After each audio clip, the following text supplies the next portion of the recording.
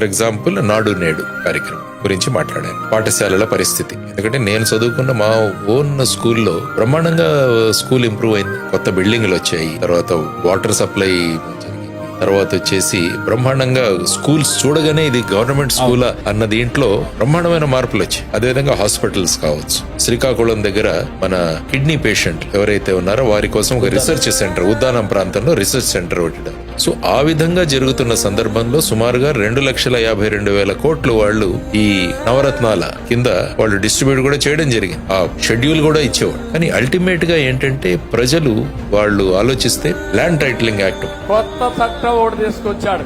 ఆ చట్టం Jagan land grabbing act. మీ ఆస్తి మీ పేరుతో ఉండదు. జగన్ మార్పాలంటే మార్చేస్తాడు. డాక్యుమెంట్ ఉండదు.